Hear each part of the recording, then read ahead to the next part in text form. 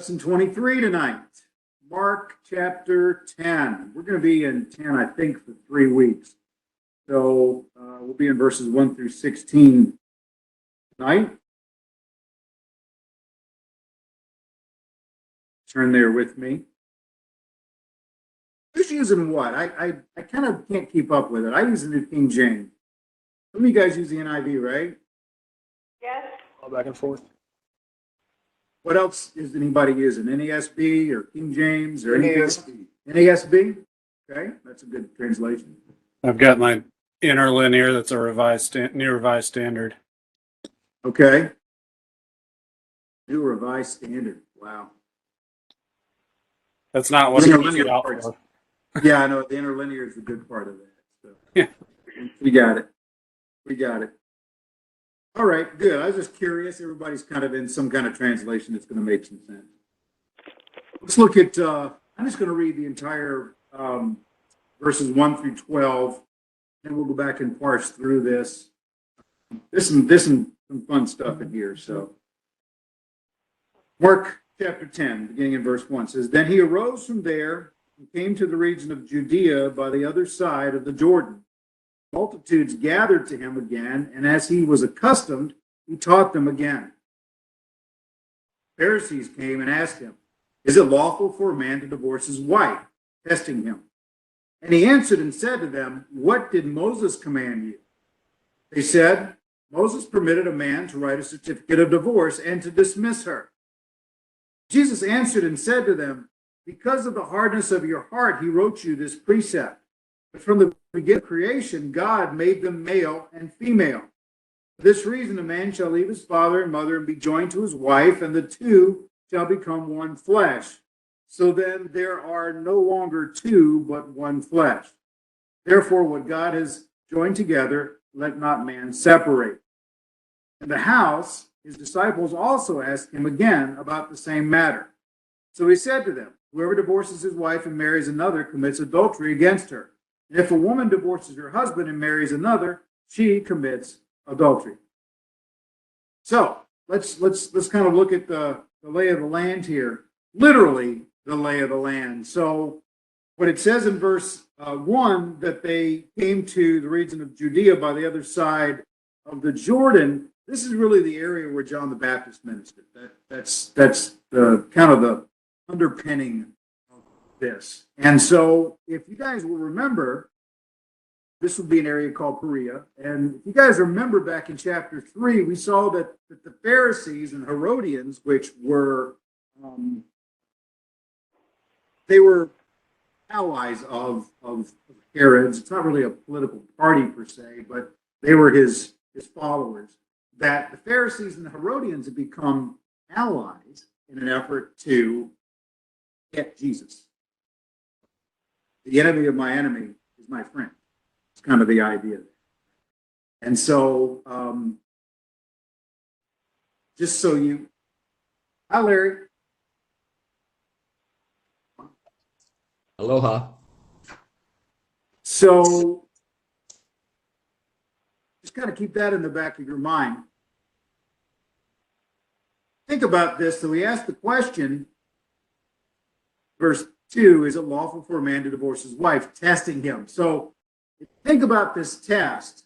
They were looking to see who Jesus could irritate, anger, alienate, whatever the word is you want to do. It's a good chance that depending on how he answered, he could alienate the people, the Jewish people there. He could alienate rabbis, who I'm going to talk about in just a second. He could alienate Herod, territory he was in, or any other combination. Now, remember, John the Baptist had dealt with Herod and Herodias and the fact that she had left her husband to marry him. And so there was a whole marital discussion that went on. And his irritation of Herod cost him his head. And so that's why I say that Herodians and the Pharisees kind of joining together, you can kind of see the intrigue that might have been going on there, right? And so you've got that going on. Jesus, though, points to them in such great fashion and says, turns it back on and says, well, what did Moses tell you? Which is great, right? So it's like, you asked a question, I'm going to give you a question back and see what you say. And what they say in verse 4 is essentially the first verse in the passage that starts in Deuteronomy 24:1. Okay. But interestingly enough, it goes a lot further than that. Matter of fact, let's do this. Keep your finger there. Let's go back to Deuteronomy. You got the Old Testament or you just New Testament? I got it. You got OT? Okay. Let's go back to Deuteronomy for a minute. Look at 24. Just to see the lay of the land, the verse, what's going on. Because really this quotation that's in Mark chapter 10 is really just a preface statement for the passage that follows. So it really wasn't the focus.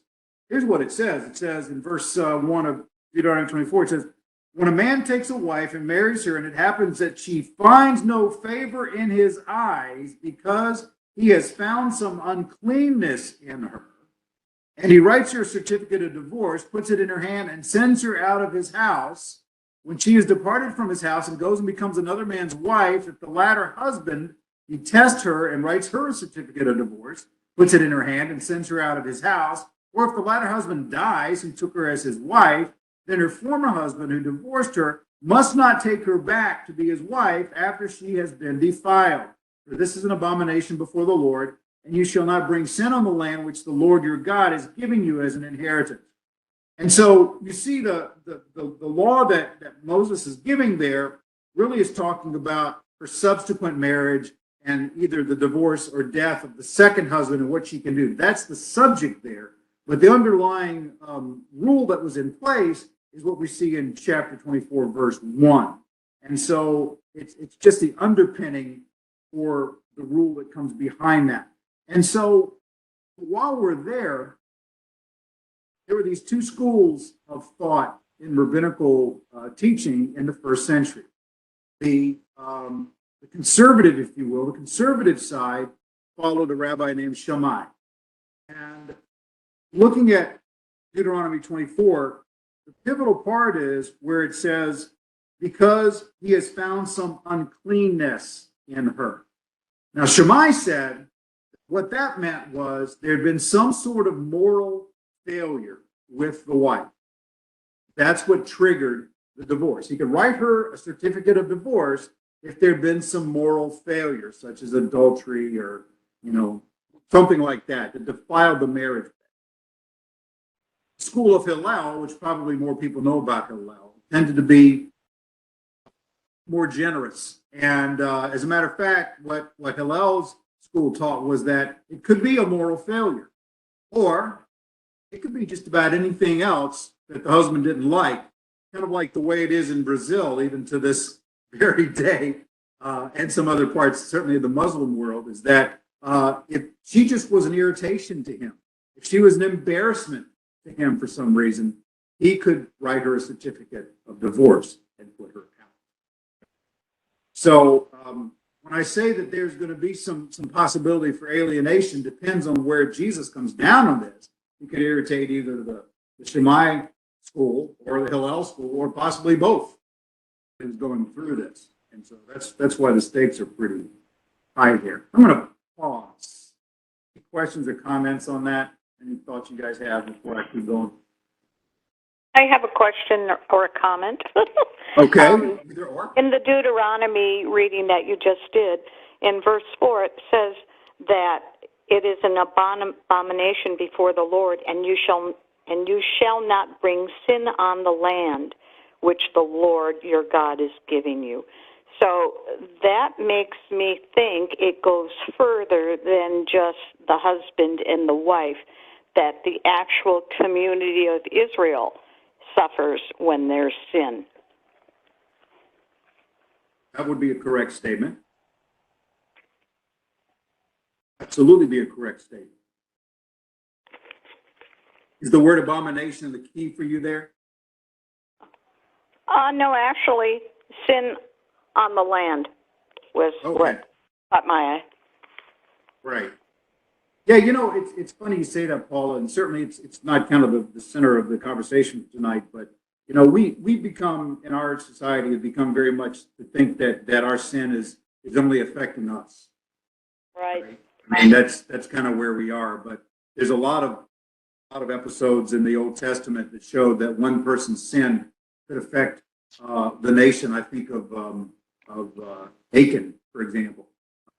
You know, when he sinned and stole items out of out of Jericho, that they were sin in the camp, and that had to be dealt with because it was defiling the entire nation.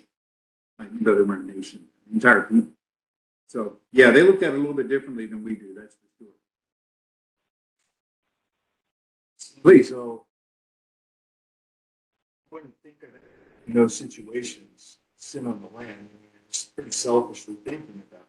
So this just takes it a little bit, just like, yeah, no, it's outside of your scope. It's everybody involved. It's all the Lord. It's not just me. Absolutely something selfishly. Mm-hmm. Yeah, absolutely. You know, and if you translate that to the New Testament, we see Paul in 1 Corinthians 5 telling them they need to get this guy out of their fellowship that was in abject moral sin. You need to get him out because he's basically saying a little leaven leavens the entire loaf. And so you got to get them out. So yeah, it's not just one person there that's being affected or two. So that's good. Other thoughts? Here or there? Well, in that vein, you can see it right in the initial issuance of the Ten Commandments back in Exodus. The verse about you shall have no other idols before me, don't bow down or worship them. He talks about I'm jealous of God and I punish even to the third and fourth generation the children of someone who does these things. Right. I'll bless for 1,000 generations those who turn away from it. So there are a lot of things where, like, you know, that as just a abstract concept, that sounds like a weird thing, especially to modern ears, but consequentially, it's pretty easy to trace out instances where something that might have happened 40 years ago, 60 years ago in one earlier generation just has these compounding effects. Right. That tend to last as long as people have living memory of those that were involved. You know, whether we can specifically say, oh, that's God coming after you because of what grandpa did, or it's just, this is what happens. Well, you know, I think of something that's really near and dear to my heart is my home state, Virginia. And without getting into some big macro conversation about the Civil War, Virginia fighted against the United States government, and majority of the battles were fought in that state. And the point I'm getting to though is that it took Virginia decades to recover from that, to where it started to see economic prosperity because of the decisions they made early on. It was probably the 70s or 80s, 1970s, before Virginia really got in front of that. And so, yeah, the actions that came 100 years early, 100 years earlier, was still impacting that state. So that's just really kind of more of a mechanical thing than maybe some of the things we're talking about here. Well, guys, you know, I've got this statement, and what we've been talking about the last couple of minutes really kind of speaks to it, is that we need to understand that just because God graciously allowed for divorce doesn't mean that he approved of it. That's where Jesus is getting to here when he talks about the fact, he says, it was because of the hardness of your heart that he wrote this decree. And so I'm going to kind of do this out of order. I've got the questions like I usually do down below the text, but I'm going to go there because this is one of the questions, and I want to talk about this. What does Jesus mean when he refers to the hardness of your heart? What does that mean? What's he referring to there? My heart is what comes out of man, basically verbalizing, just going to go there with this, then hardness of heart is you could have a graceful situation, but yet you just can't say thank you or polite things. You have that. It's just ingrained in. There's a it's holding back. The nice, I guess, avenue to take, or the one that would glorify God. I'm not talking about positivity or anything like that. I'm saying the avenue of glorifying God with your words, sometimes the hardness of heart is held back. Something that's a choice here of where to go. Okay, all right. So in other words, what you're saying is what could be giving him glory, giving him praise, ends up not being that. Correct. So if you don't have the hindsight of glory of God being presented through your lips, then the hardness of your heart could not allow that to come out. Okay, all right. So which would demonstrate itself in what ways, maybe? You think? I think it would be more confidence, more attitude, more against the others. Okay. We're supposed to receive. Okay, all right. So more of a self kind of driven thing. Okay, that's good. What else? What other thoughts, guys? Well, the particular case of giving laws in Deuteronomy is part of the whole pattern of the Old Testament. Israel's relation to God is God consistently provides a superior concept, whether it's a perfect relationship in the garden or a relationship of conscience with the patriarchs, and then a relationship of natural law, so to speak, with Noah and his descendants, and then a relationship of direct covenant with Abraham and his descendants until it gets to the point of, okay, guys, you're really not getting this. I need to write this down. So many times God has an ideal and people fail at it and turn away from it, and God has to come and with at least a partial rescue plan to keep humanity going, to keep the story progressing towards Jesus. And Israel is generally at the center of it, but even their hearts harden in the process, and the relationship has to get more nitty gritty and more detailed and more down to earth in order to maintain the progress. I want to take something off the front of that you said, and it kind of relates back to what Blake was saying about the fact that God always has a better plan, a better outcome. Right? Same kind of thing you were talking about with the grace that we should recognize. This outcome could be for correctness or rebuke. Mm-hmm. So not being cheerful or whatnot. I'm not talking about choosing your own avenue. Right. Okay. All right. So we're kind of getting that kind of forming up. Other thoughts? Yeah. Sorry, just Blake is a little hard to hear occasionally. So. Okay. I don't know. Funny for a sound guy. Sound guy's not in control of my camera, unfortunately. We'll speak up a little bit. Other?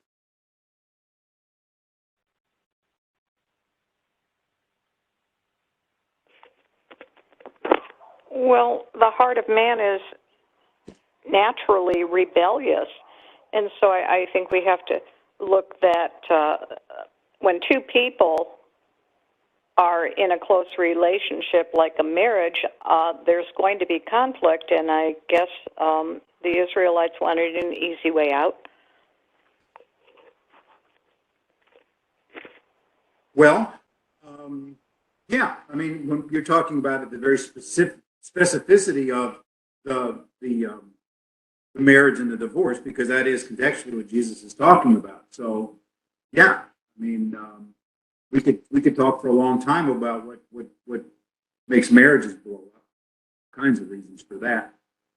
Yeah, I mean, you could say that he's talking about the tenderness that one would expect from a proper loving relationship. Right. You've got the example from 1 Corinthians, love is patient, love is kind, and so on. Right. But when that goes away, there's, like we said, the allowance, the permission that is made to provide for the situation. but it's because of whatever shortcomings have put themselves on display. Yeah, and they become the thing that is displayed as opposed to other things lots of times. Jesus, let's continue it because Jesus starts to, in some ways, explain what he's talking about and kind of going down the path that Paula did there a bit. He says in verse 6, but from the beginning of creation, God created them male and female. For this reason, a man shall leave his father and mother and be joined to his wife, and the two shall become one flesh. And they are no longer two, but one flesh. Therefore, what God has joined together, let not man separate. I keep hearing the word asunder there because that's what I'm used to, and that's what I say in all the weddings that I do. I always make sure that is in there. No man put asunder. And here in the notes, this is not my original idea. I think I got this from D.A. Carson. He talked about the fact that Jesus appeals to the principle of the more original, the weightier. The thing that came first is the weightier. Let me give you an idea what I'm talking about in the world's perspective is you see the U.S. Constitution, right? We see something that was an amazing work, just brilliant work. Then we've seen since then all the court cases and all the precedents and all those things. Sometimes the thing they come up with isn't as good as the original, is the idea. But they have to make provisions for this, provisions for that, provisions for the next thing.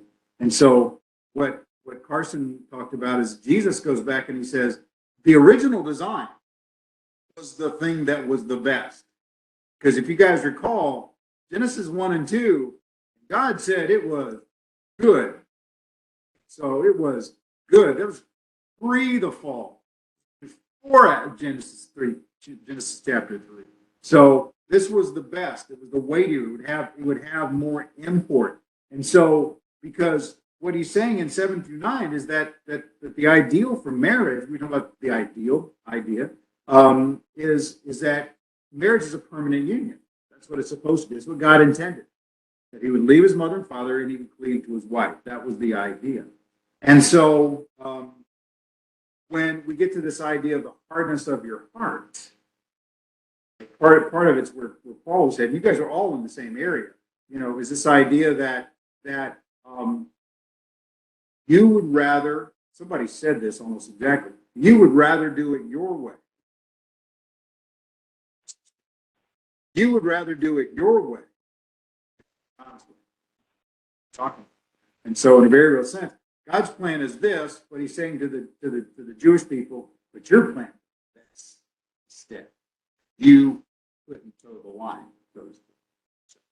That's kind of that picture that's going there. But I wanted to ask the question about the hardness of your heart because it's not just when it comes to marriage and divorce, it's kind of entire human existence. Perfect plan versus what our picture of things are. Now, let me say one more thing and then we'll kind of pause here for a second, is that, I hope I say this right, I wrote it kind of shorthand, but I want to make sure that I say this correctly. When it came to adultery, the Jewish people thought adultery was only an offense against another man, one man's offense against another man. If a man slept with another man's wife, the adultery was against the other man. For two married couples, and the husband of one couple cheated with the wife of another couple. The man who cheated, his wife was not a victim of adultery in their minds. It was only the other man who was a victim. Think about that. She got nothing. He could kind of do what he wanted. So Jesus provides a different picture of this because he says, whoever divorces his wife and marries another commits adultery against her. See, Jesus, elevates the woman to a position in the culture that she had never had, because she would never have been victim. in their mind. So one last thought, because he says about divorcing her husband. The Jewish law did not allow the woman to divorce a man. Only he could write the certificate of divorce. That's what it says back in Deuteronomy 24. Roman law allowed the woman to divorce a man. Jewish law didn't. So some seem to believe that Jesus was kind of nodding toward the fact that because the Romans allowed it, perhaps the Jewish people would allow it. So let me ask the question, and then we can go wherever you want to with it. The question is, what challenge is Jesus giving to the Jews of his day in verse 9? Can I ask the question first? Sure, go ahead, brother. So through what you just said, then only the other man would have the right to write his wife a certificate of divorce. Yes. Okay. Jewish law at Okay. that time. That's I just was trying to understand all of that. Yeah, Jewish law would not allow the wife to write a certificate of divorce. Okay. I mean, you have to always remember that when Jesus came and he said, that in Christ, there's no male nor female or slave nor free or any of that. That was radical. It was radical in his day.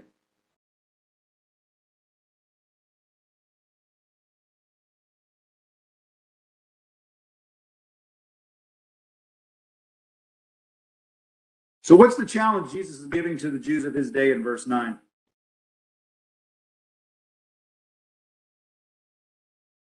Well, on one level, he's trying to reframe their questions for them. They keep coming at him with the superiority of the text of their law. He's trying to remind them, hey, who's on top in this arrangement?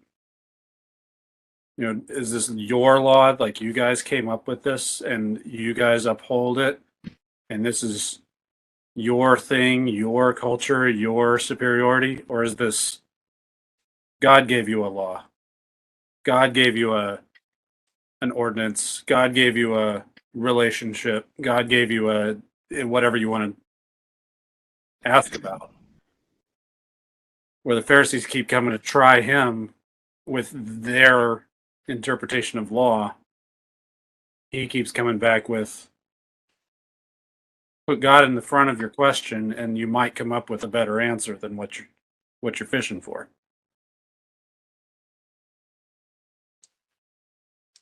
Okay. Back to what you said on overall scope of the plan, this is the best option. Mm-hmm. That being said, what's the problem here? It's kind of the issue. How are we even coming into divorces and all these things if not man has not stepped in and started doing stuff?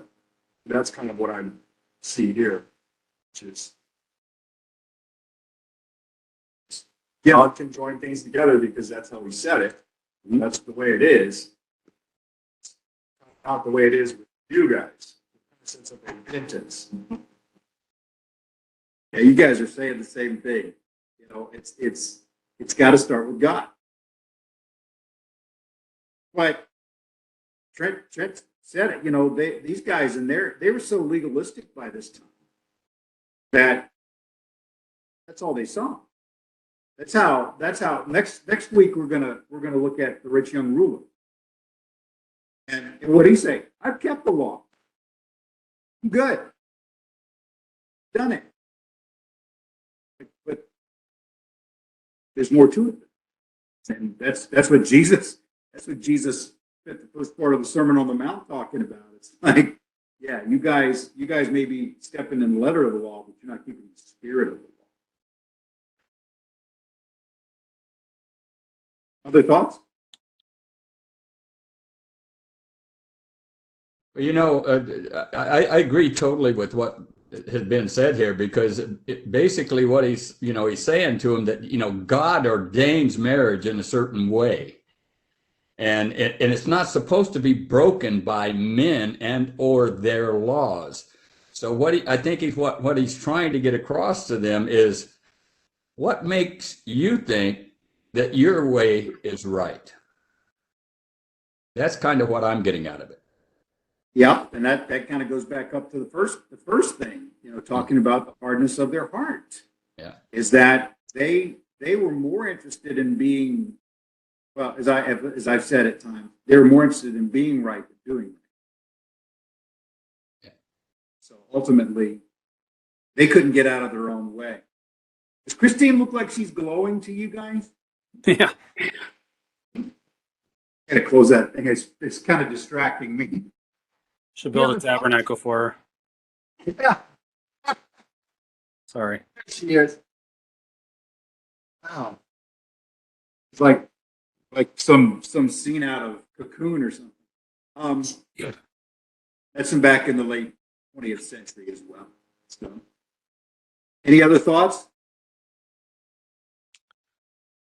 Was it was kind of an interesting sort of old Plato or Neoplatonist style idea about summum bonum, which is old medieval theology, the sum of all good, right? It's not just that God has good or God comes from good or God represents good. It just is. It's the same thing.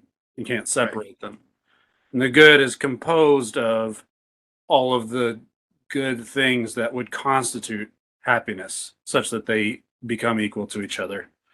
And depending on where you're reading, that could be composed of the things people pursue: wealth, power, fame, pleasure, all these different pursuits.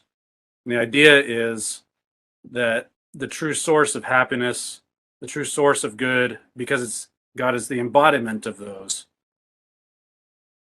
is where those things are contained. When the Bible talks a whole lot about glory and fame and power in relation to God, because he's already fully self-contained and comprehensive in those things.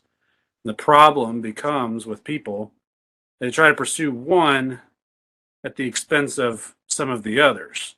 If you want wealth, but you're not willing to pursue the others with it, you're just going to be greedy. If you want power, but you're not willing to pursue the others with it, then you're just going to be a politician. And this gets traced out, from thousands of years ago, how in terms that are very familiar to the modern day, the things that go wrong when people try to take part of perfection and not all of perfection. They try to take some of good and not all of good. They're willing to discard the parts that are inconvenient to their short-term goals. And I think that's a really, really big out there portion of thinking, but it points to some of this too. What God has joined together, let not man separate.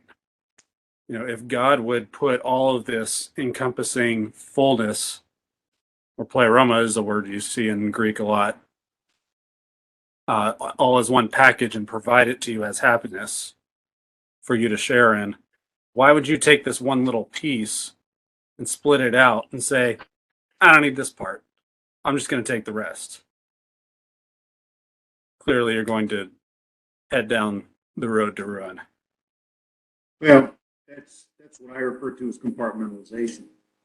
And the challenge is, anytime that you pursue something as opposed to pursuing God, that's where you run. You pursue God.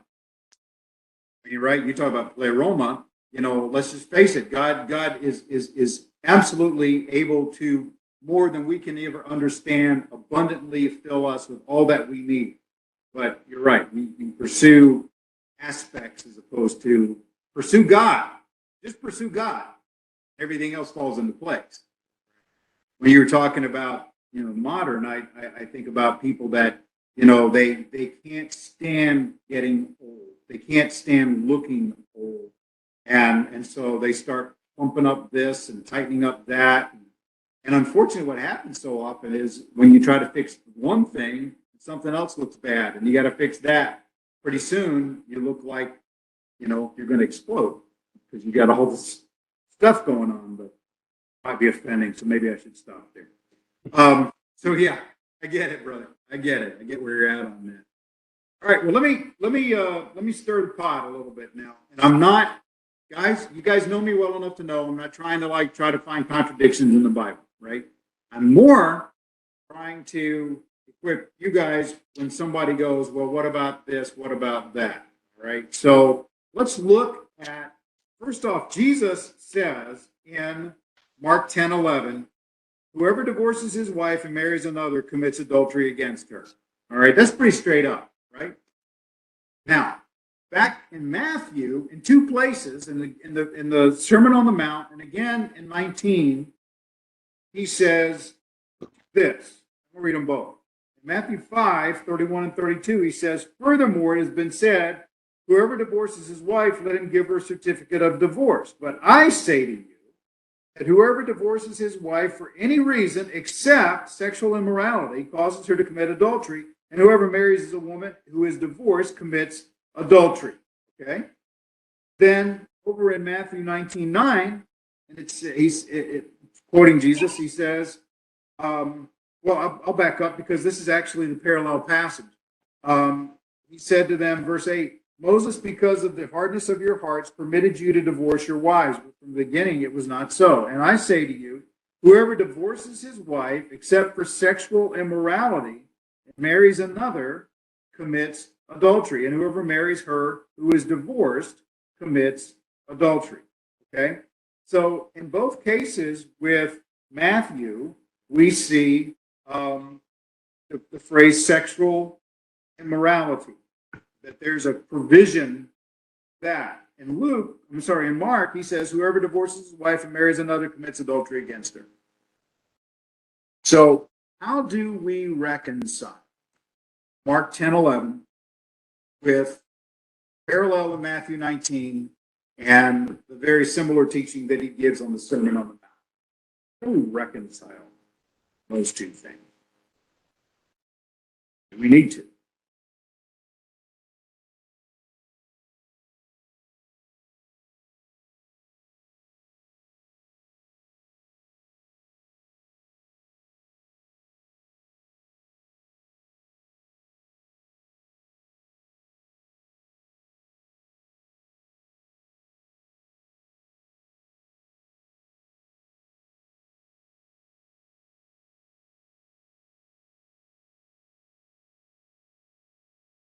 First thing I'm going to tell you is that it's possible that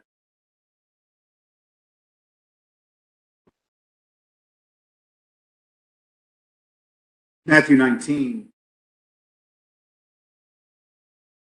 may be basically written in such a way as to correlate to Matthew 5, just to make them sound the same, okay?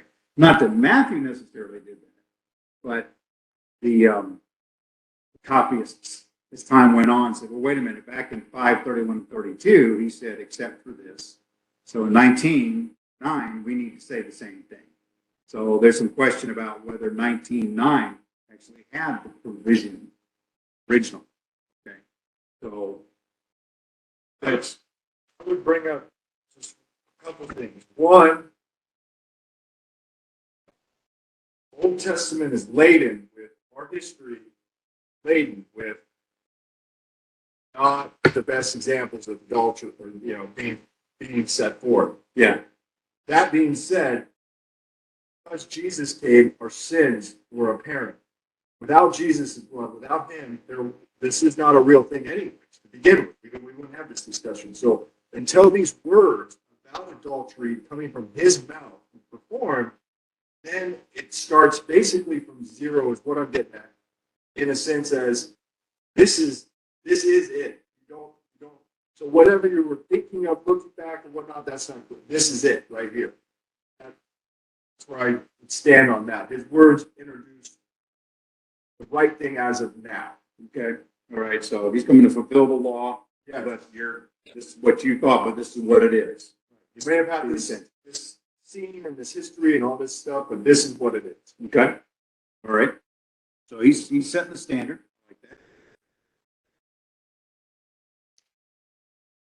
Well, I'll submit first. I don't think Jesus said 3 sentences on one topic and then left it. I mean, he had 3 years with these guys. So imagine, and John kind of hints towards this imagination, that there's a lot more to talk about. And these guys wrote down the highlights, the things that we needed to get across, but we could write it in the form of a letter.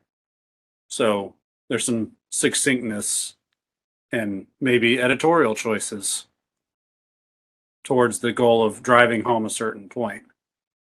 With that in mind, I've gone to this well before, but each of the Gospels is usually described as being in a certain theme, where Mark And is to a certain audience. right to a certain audience. So Mark is written more to demonstrate Jesus as a servant, or a human person, but as a servant, as an example, right? So in a lot of cases, the teaching will be slightly softer, slightly more maybe commodious, or at least like put the arm around the shoulder and say, "Hey guys, let's walk through this one and think about what we're talking about here." Where Matthew is generally regarded as more of a Jesus as the king, prophetic. He's the Messiah, but he's specifically the king, and he's here. And there's a lot of very, very big brushstrokes trying to paint that. And it's not the only place for the Sermon on the Mount, but it's the very, very specific place where we find the Sermon on the Mount as a very big manifesto type address. Where Luke, it's kind of like it's in there, but it's listed among a bunch of teaching. So they're just in tone, it's a little bit different approach. So in that regard, a king issues a law. He's going to say, "This is thus saith the Lord, so let it be written, so let it be done." And Matthew is going to write it that way. Matthew is writing to a Jewish audience who needs to kind of hear black and white. What does the text say? What did the king say? Okay, I got it. Where Mark was a little bit more of an expansive audience, a little bit more Greek audience, or at least Hellenized audience, Roman. and a little bit more personalized, a little bit more of this is basically Peter's teaching, and Peter was one of Jesus' closest friends in his ministry. So there was probably a lot of times where Jesus came over to Peter and said, "Okay, let's slow down here. Let's talk about this." And Okay, so Peter let me- would have let me- taken that example. Let me rein you in then. So is your point that he probably taught it multiple times to different people? Is that where you're coming from? My point is that there's more teaching than what you see in any one spot on any given topic. Right. Each of the writers, as they recorded the teaching, focused on the part that fit into what they were trying to communicate. That's why we retain all 4 Gospels, in order to get a completed picture as much as is available to us. All right. But All right. with So you're going to go with the idea. You're going to go with the idea of occasion, theme, audience to give us to say that's how we reconcile this, that these are different teachings to different people at different times for different purposes. So that's why we've got these not dissimilar, but not exact. it's kind of like the allegory of a diamond with different facets from last week. Yeah. You kind of have to see all the facets in order to get the full brilliance. Okay. It's at least part of it. Okay. I think that's true, at least part of it. I think But that's got some legs on that. I think that there's some merit in that discussion, but I also think sometimes that this discussion is a lot simpler when you drill it down, and it's simpler when you go to the heart of the 10 Commandments. If I'm correct, I think commandment number 6 is "Thou shalt not commit adultery," right? And so that's there and pretty significant, because that's kind of that's one of the commandments that when you involve yourself there, it hurts people, really hurts people other than just yourself, right?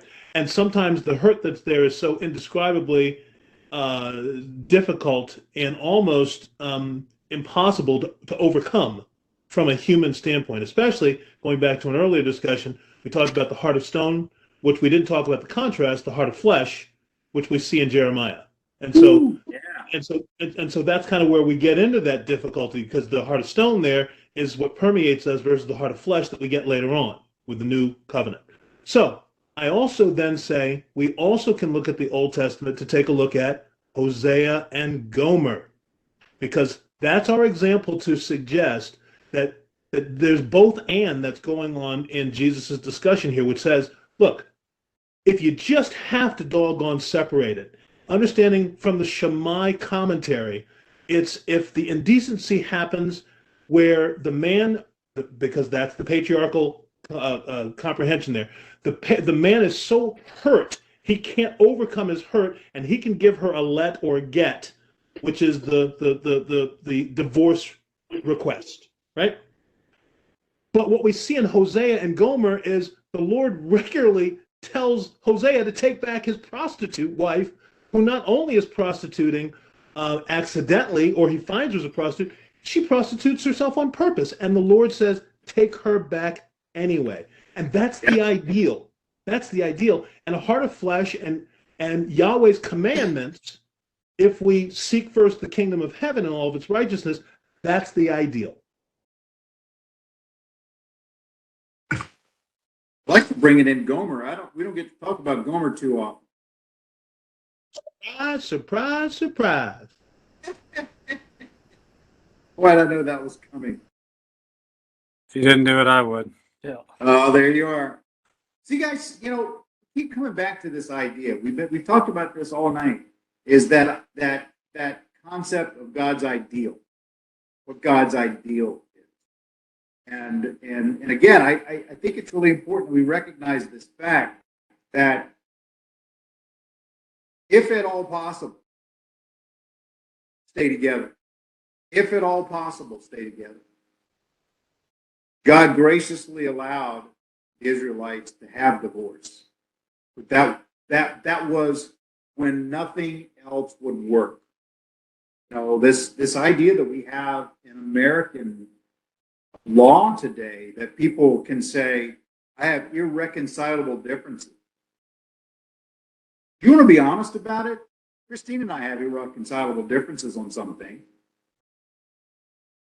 Right? I mean, we do. But they don't, they never elevate themselves past her looking at me with the look she's giving me right now.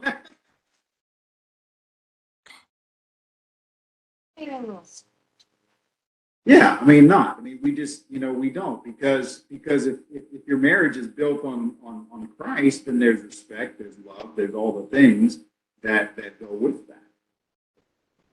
It's God's ideal.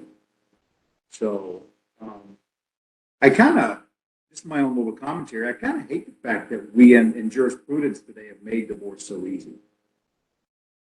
As So opposed if I can, Pastor Bruce, Go ahead. you presented some interesting parallels between the commentary, right, of Shammai versus Hillel. Yeah. And so when you start talking about modern day parallel, well, part of the reason that Hillel was embraced is because he was more contemporary. In fact, if we put Hillel in historical context, he is the teacher of Gamaliel. So he's a more contemporary guy. He's going with the times, and those times are mostly Greek and the Romans. And the commentary there is going to be to keep people a part of the culture, a part of the climate, keep them hip, as opposed to the antiquated commentary of Shammai.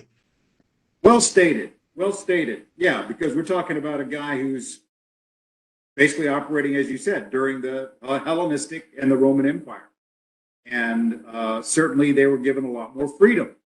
And we would see, we could take that and run with it for a while, I think. A lot of teachings that go on. And perhaps even looking at modern commentaries on the Bible versus ones that were written, you look at somebody that wrote 200, 300, 400 years ago, it'd be very different. Somebody writing today for me. Yeah. Any other thoughts on this? Well, You guys got it pretty well dialed in. one other ideal of God's that I think plays into this whole topic is God's ideal dealing with humans is with promises because God's good for it, Right. right? I mean, it's a subjective relationship because God is God. He can just deal with us in promises, and that ought to be good enough. And the problem is that we aren't good for it. He's good for it. I mean, he's his own witness. Right. But the point being here in this case, the expectation, be holy for I am holy, is you made a promise. You know, we make a big deal about saying your wedding vows. Some people even write their own vows. It's all about the vows. They're promises.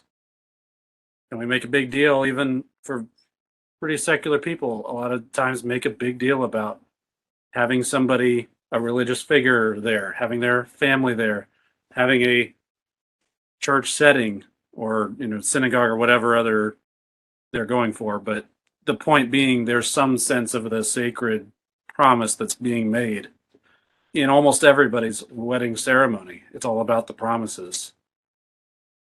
And if the expectation is, hey, God looks down and says, well, I make promises all the time and I'm good for them. So that's kind of the standard. That's what I expect. And if you're going to make sure that you're not good for it, you're going to go out of your way to not be good for it. That particularly is a vivid example of our shortcomings. Yeah, what you said about the even the lost world. I had the opportunity while I was here because we're a destination for weddings. I've had people reach out to me through the pastor registry that the state keeps, and through church circles and things, and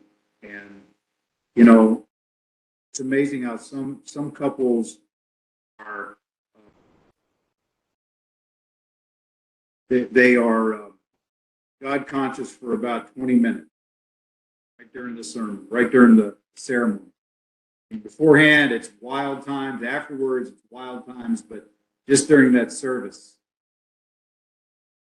they've got to be pious or what have you, and then on back to the other. It's like, and I know that it's in the sight of God. I know that, but the fact is, they're not of God. Maybe I'll look at that a little skewed. It's why when we talk about, I'm going to open a can just for a minute. When we talk about divorce, it used to be a real conflict. It still is a real conflict in many churches as to, especially when the role of deacon comes into whether divorced men can be deacons or not. It's a conflict I've been drawn into more than once, and there's that leads ostensibly to the question of, well, what would be a disqualifier for somebody? And certainly the thing that we've always talked about in church circles is if Charles Stanley's wife left him, right? I mean, it wasn't he wanted to not be married. I don't know if there was infidelity with her or not. His wife left him. That was not his thing. We certainly make allowances for infidelity. And we've also, a long time, talked about the fact, well, when did the divorce occur? Were you a Christian when that divorce occurred? Because if it did, and then you became a believer, do we believe the scripture that says all things are new? Do we believe that? And so when we get into that conversation about married men and deacons and whether they've been divorced and all that kind of thing, it opens a whole new door out of these areas. And I've taken us off on a weird tangent. So I'm going to come back, but it's a really interesting conversation topic. If you have to really face the conditions of divorce in a different way. And it goes well past where you were, Trent, with the idea of the promise and the fidelity. because it does seem like sometimes in the battle of marriage, the promises are forgotten. So, any other thoughts on that? I'm going to go into the next section unless you guys have questions or comments. I got to turn the light on. Go ahead, anybody. Yeah, just the modern day, and when I say modern day, I'm not really talking about the 20th or 21st century. I'm talking about modern times, probably any time, maybe since the Europeans have colonized the world. Marriage is much more of a contract versus a covenant. And understanding the differentiation between the two would help guide us when we're studying this passage in Mark, to understand what God's ideal is for marriage. Because a contract is what we're saying in terms of the husband giving a wife a writ of divorce, versus a covenant which says, you're under my, I will remain a Boaz type for life, regardless of the situation or the fray we find ourselves into. Well, I'm sure if we wanted to drill down into this even deeper, we get into the one flesh, and we start to go and we start to look at sexual immorality. We'll start to look and see what Paul talks about. But yeah, when you were talking about the covenant, the thought that flashed through my head was the idea of being blood brothers, right? Each cut your finger and you do the thing or your palm or whatever. And there's that sense that we are never going to be separated. And that is the covenant, right, Preston? There's nothing written on paper anywhere. That's you and me forever. Yeah, that's good. All right, well, let's look at, did I really put the word kingdom on here? I spelled it with two O's. Kingdom. Kingdom. My goodness. Can I have that as a nickname? Kingdom? Yes, separate it out. It sounds like a good supervillain or something like that. Kingdom. Well, that's a little too close to Doctor Doom, though. I don't know. Just saying. All right, we'll work on it. King Doom. That sounds like a wrestler more than it does. And I just don't want to think about you in tights, Preston. So we're just going to move on, brother.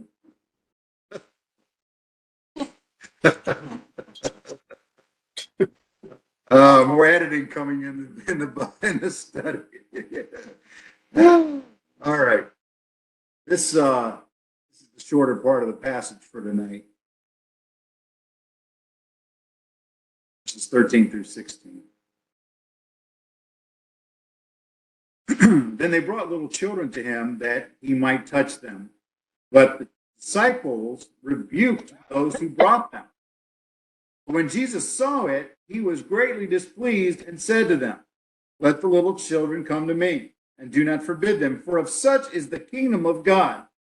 Assuredly, I say to you, whoever does not receive the kingdom of God as a little child will by no means enter it." He took them up in his arms, laid his hands on them, and blessed them. Headlight on your bike? No, but I'm saying you got a headlight on your bike, right? All right, just making sure.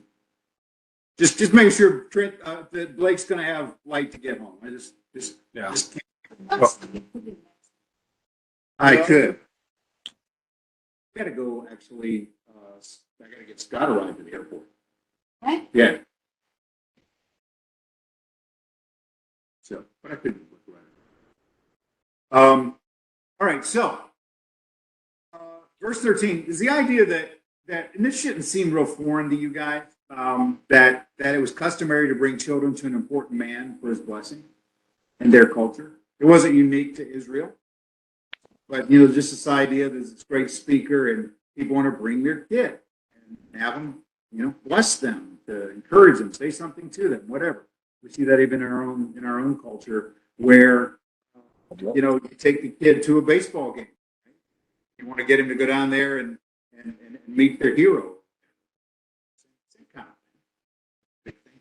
So what's interesting is that only only Jesus, I'm sorry, only Mark really describes Jesus as this greatly displeased with the disciples because they rebuked the people. Mark's the only guy that brings that out. You know, Mark does that on a fairly regular basis. You're talking about, you know, him being the servant. And in many ways, Mark is just a little less varnished in some ways than the other. So way not next week, but the week following, we're going to hit the verse 10:45. So I think that's when we're going to take a spell and talk about the Son of Man, because it kind of makes sense to do it then. I've been promising that. We talk about the Son of Man imagery, so we'll probably do it then. Luke, in his parallel passage in Luke 18, refers to them as infants. So there's a picture here, probably because it's children here, that these are small children that they're bringing, little kids that they're bringing here, little peanuts that they're bringing in here. So, and I just put this comment in here because I think it's important that children have worth in God's kingdom, unlike much of the world. You know, guys, you think about so many parts of the world that aren't Christian, that children are basically disposable. They're disposable. They get left out there to fend for themselves, get thrown up into children's armies, and they're just expendable for what it's worth. But in God's kingdom, children matter. I think there's still a reflection of that in Western society because of the influence of Christianity. That children matter. So there's the whole debate about abortion, but that comes from the standpoint that we value kids, we value children, we value life, we value their life. Really, well, I'll leave it there. Why do you think? And there's not an answer here. So it's just kind of looking at the text and looking at the circumstance and Jesus and his disciples. But what may have caused the disciples to rebuke these people bringing the children? What would cause them to say, "Stop! Don't do that"? Why do you think? Maybe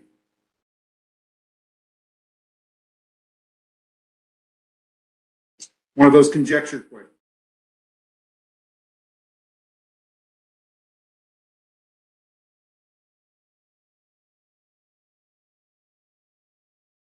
Overthinking.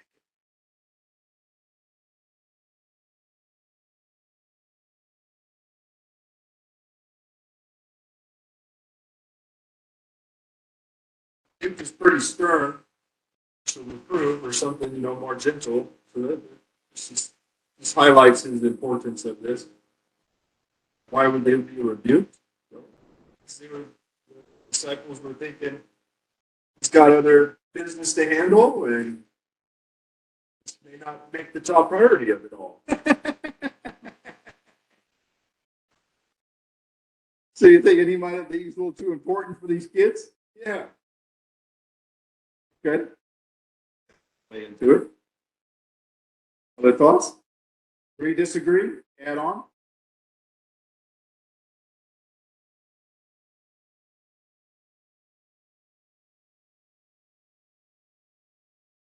Not a lot of Pampers or Underoos for some of these kids visiting with the disciples and Jesus. So it could have been potential mess and the chaos that kids can bring to a party at any point in time. So you would say that not only with Blake that was his importance, but also that maybe they didn't want to be messing up the area that they were operating in. Yeah, now I've got new dad Trent hanging out there with both Archer and Aurelia, and he's living kind of through some of that the potential hurricane that is small children. Mm-hmm.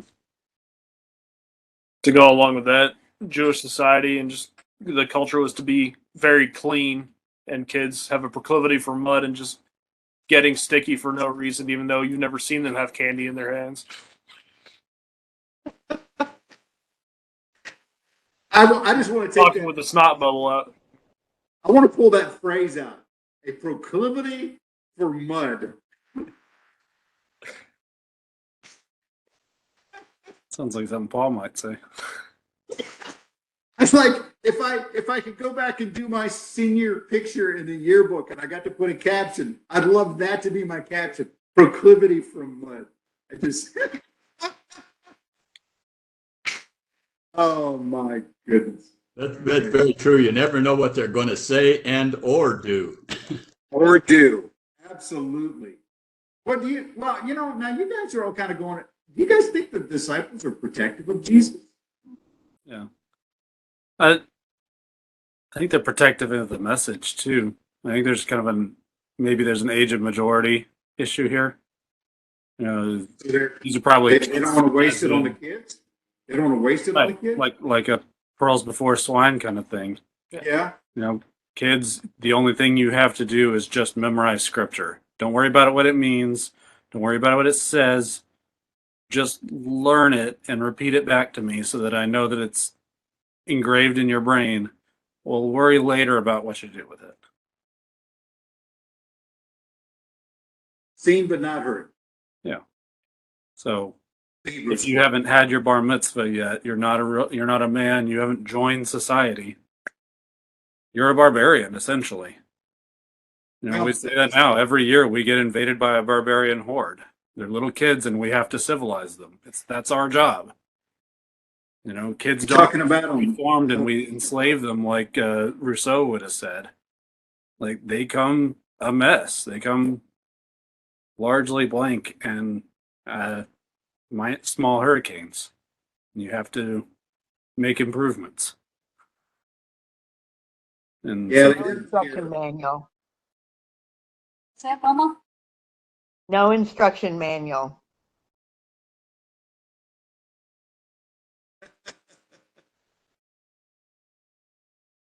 It's amazing. Yeah, you get these little things to these young adults that just starting to grow up themselves sometimes. So yeah, I mean, right? I mean, there's an orderliness. Jesus, he's with his guys, and there's an orderliness to it. I mean, sometimes it does get pretty off the chain, right? I mean, you see people coming in and begging for healing and those sorts of things, but what you guys are saying, that's a little bit better than just romper room coming in the door. We may be applying a little too much of our modernism to it, but that's going to kind of come into this next section, this next question. But kids are kids, and probably always been. It could be like the opposite of human shields too. Like, hey, I have a little kid. Let me move up to the front. This is important. And they're trying to say, hey, there's a queue here. Let's keep it in order. We can't forget these people who've been waiting all day. Who do you think you are just because you have a kid? Well, you know, people do use, you know, anybody Think of the children. ever watches professional golf, or probably any sports, professional golf has gotten known for this, is that people that stand along the ropes. You know, you get a lot of people that want to get autograph stuff, that want to turn around and sell it. But what they'll do is they'll grab their kid, stick the golf hat and the pen in their hands, shove them forward, hoping that the kid can get the guy to do the autograph. Larry, you're nodding your head. You know what I'm talking about. So yeah, that's kind of what that is. Yeah, if you watch any of the tournaments, you'll see that very often. Yeah, a lot of That's the ploy at the Mexican border. well, yeah, it kind of is, isn't it?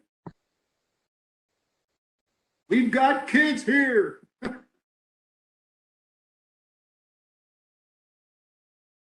All right, so maybe the disciples weren't just crazy to do that, but Jesus calls them out, right? He's displeased with them. Lesson there. And so verse 15 says, assuredly I say to you, whoever does not receive the kingdom of God as a little child will by no means enter it. So he uses a little bit of an illustration again. We saw this last week, week before last. And so I ask this final question. What physical and behavioral characteristics of children are in view in verse 15? And so, what is it about children that Jesus is talking about to reflect being a part of his kingdom? What aspects of children Jesus be highlighting? When I say physical and behavioral, I'm talking about, from the perspective of both what they are and also how they interact with the world. Things that children are known that would reflect the kingdom of God, not what? Dependence. Yeah, it's a good one. Lack Very of trusting. guile. I got two voices at the same time. Say again. I said very trusting. They come very trusting. They're Yes, innocent. sir. They have no misconceptions. So innocent as well. Yeah. Preston, did you have one? Lack of guile. Lack of guile. Wow. So not only trusting, somewhat trustworthy.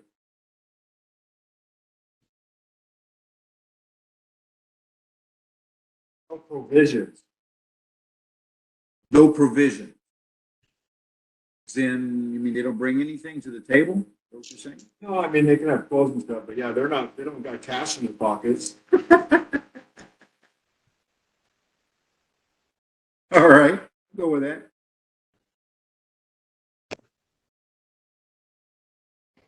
Write that down. I did. I wrote- That'd be quicker on the draw. Oh, well, I say they're very parent-oriented instead of self-oriented, which sounds strange to say. Kids are selfish, Can be. but that flows as a subservient identity in their parents. I need this, I want that, but everything, that recognition and that emphasis still depends on the parents to provide it rather than some idea that they can do it themselves Okay. up to a point. All right. Also, You were going one way with that, but you kind of went another. Okay. kids are very small, so they fit through eyes of needles. Oh man, well, you're stretching. You said All physical. right. What? You said physical characteristics. All right. Yeah. Trying to find one. All right. Okay.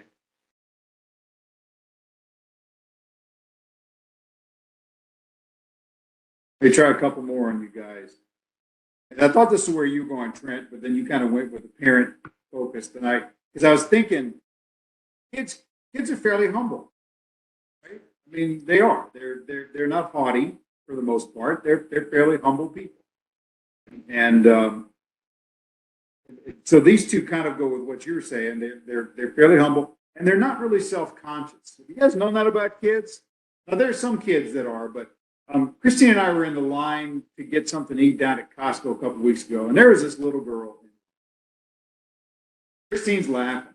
I mean, she had on like cowboy boots, sparkly tights, and then like a ballet tutu and some kind of top that didn't go with any of it. And I mean, she had it going on. Total lack of self-consciousness. It's all that.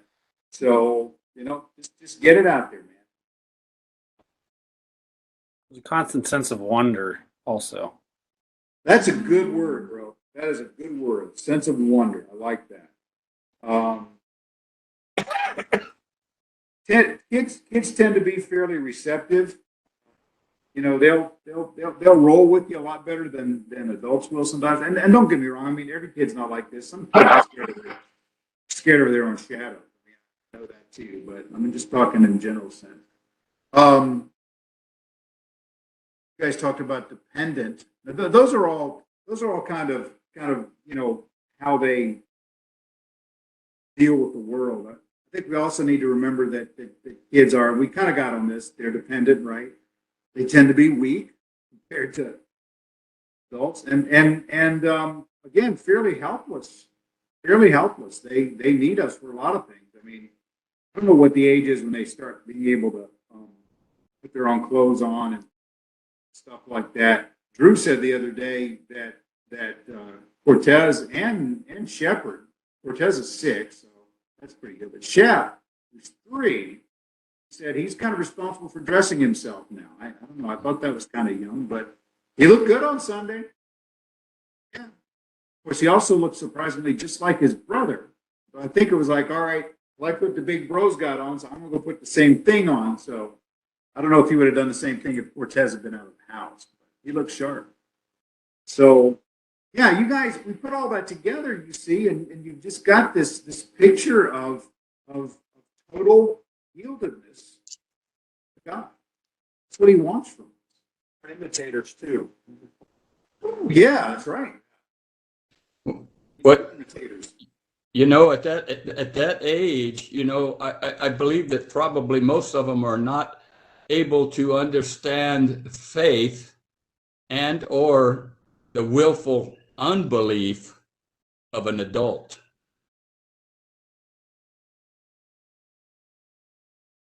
So you're saying that they tend to be what? Didn't quite know what Just very trusting and that they're not understanding the difference between the two. Okay. Yeah, Burdened by the uncertainties. you don't run into a lot of 4-year-old skeptics, do you? Most part, they're rolling, and we know psychologically what some of that's true, but yeah, they're not usually jaded. Foundation of Jesus Christ is not necessarily in a trial per se as far as knowledge. No, right. It says, come to for the kingdom of heaven, like children like these. It's like, well, yeah, we repent from that because Jesus is in us now in our lives. Believe in Him. So it's and that kind of point is like, yeah, okay, so yeah, even though they don't have that foundation, we don't either come into the kingdom because we've separated it. We had to make a choice, or we had it because we grew up, Right. and then we did it because we received the glory of God through the revelation of Jesus Christ Himself. So at that point, we become infants, kind of in a sense, oh, we're going to put this together, and then baptism comes and gets it. And then you start again. With a foundation. Right. Yeah. Well, there is that idea, right? Laying down all of our preconceptions, all of our pride, all of our accomplishments. Starting over as a child, saying, "Teach me now, teach me," right? Yeah. Sure. Any other thoughts? A couple other, mental characteristics. A child's conception of time is fairly godlike and eternal. The day is as 1,000 years. 1,000 years is like last night going by watching the night. Now, hang on. Now, you say that, and that's kind of true. We get so busy, we schedule everything, right? And kids, they do it until they're tired, right? They just do it until they're tired, and yeah, that's cool. All right, what else? Well, we adults get bogged down by the exact time for something rather than being focused on the best time for something, Well, that's true too. or a sense of immediacy and imminence of everything. There's also a sense of justice without all the excuses. All the mitigations that we put on just to try to navigate life in our mundane way. You know what? You saying that actually reminded me of something too. You know, there's a tenderness in most kids that we don't see in adults. When a child really realizes they've done something wrong, especially if they disappointed a parent, you know, something like that, you know, they're just broken. They are broken. So yeah, you're right. It's not about all the excuses. It's like, you know, they need comfort and want to be forgiven and go back to where they were. Yeah. I love that about kids. On the flip side, they know right and wrong very, very early. They know when somebody Sure did do. it right. And there's not a whole lot of yeah, but involved in the discussion. It's but they took my thing, or they, you know, said something mean, and we sit here trying to rationalize away. You know, sometimes people are blah blah blah blah blah. You know, whatever we come up with. And, you know, we tell ourselves that we have to do those things just to get by, but As opposed to the kid that said, he said a bad word. it is or it isn't. Yeah, that's it. Sometimes we talk about the simplicity of God, and it comes down to little items like that. I had to learn in preaching. I had to learn not to say the word stupid, because if there's children in the room, I mean, I've literally said that before, not remembering that. Here, oh, you're coming out of the crowd. I'm not supposed to say that in front of children. So, very literal. Yeah. Hey, Pastor. We Hey. we may have forgotten one or two, but one of those, and I'm hearkening back to a couple of interactions I've had with Trent's son. Let's call it unbridled glee. Unbridled glee. Can't call it joy yet because they get sad, right? Conditions make them sad, but their glee potentially is that kind of a pathway to what joy should look like.